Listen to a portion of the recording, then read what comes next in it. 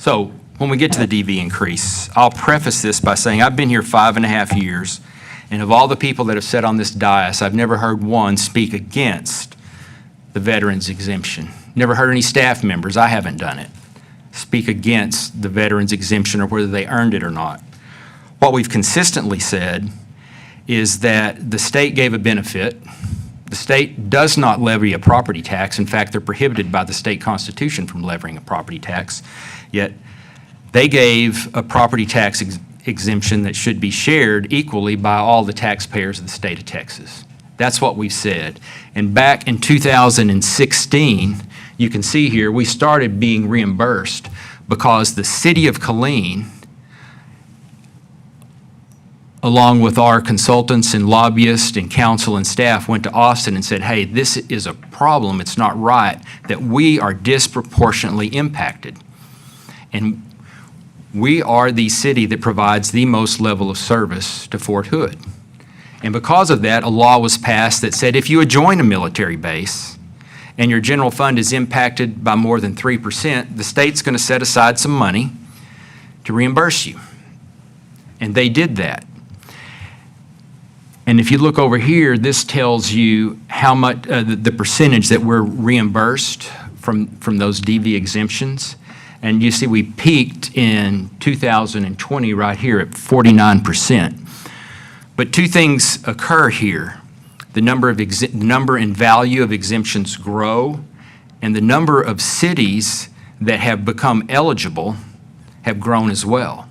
And so when we're preparing a budget, we don't know what cities may become eligible, and we don't know the cities that are eligible, how much their increase grew. So it's a bit of a shot in the dark.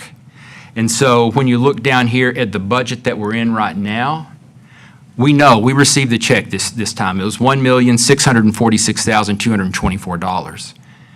We had budgeted $2.1 million.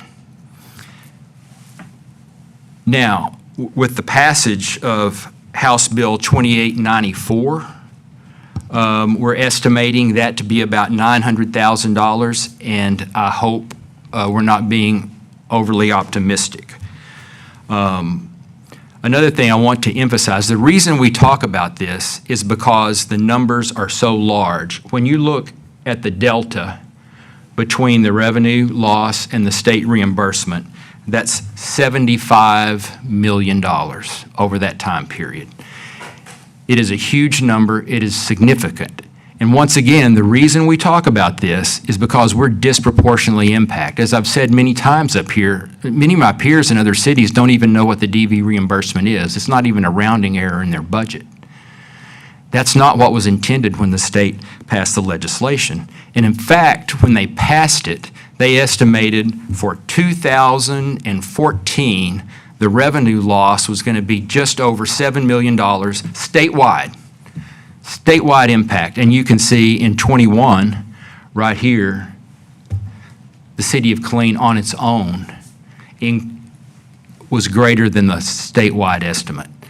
That's what we're trying to say. We're disproportionately impacted. We provide the most level of service to the military installation. I think everybody knows. We know the impact of Fort Hood. We love it. We appreciate our military. There's not one thing that's ever been said negative about any of this. But this is true. This is a massive number. And if you just look, I will go to the next slide. Or excuse me, let me go back. The revenue loss just in this budget year is $15.8 million. That would have more than finished out the compensation needs and dealt with all the enhancements from all the departments with money left over. Now, something was brought up that, well, there's other exemptions. Yes, there's church, there's school. Every city in the state has churches and schools at about the same. There's a few places, if you have a major university, think of maybe Waco or Lubbock, but those are generally self-contained. The city doesn't provide a lot of service to them. These exemptions are people that live in our community and utilize our services at the same rate as everybody else. So These numbers are not made up. They're real. They come from the appraisal district. And it is a significant number. This 15.8 million, you can just say that's 16 cents on the tax rate. So once again, we're just asking the state to reimburse us. Now, they reimburse the school district. This impacts the school districts the same way. They reimburse them 100%, but not cities or counties. And then just to tell you about some of the efforts we made this year, when we saw House Bill 2894, we said, okay, wait a minute. If you're going to pass this, why don't you take care of the cities that the original bill had and make sure they're not hurt, and then go get the increase that you say you're going to get, and that would apply to new cities. But that was rejected. We also said, okay, the original legislation said if you're impacted by more than 3% of your general fund budget, you're eligible for reimbursement. Why don't you raise that?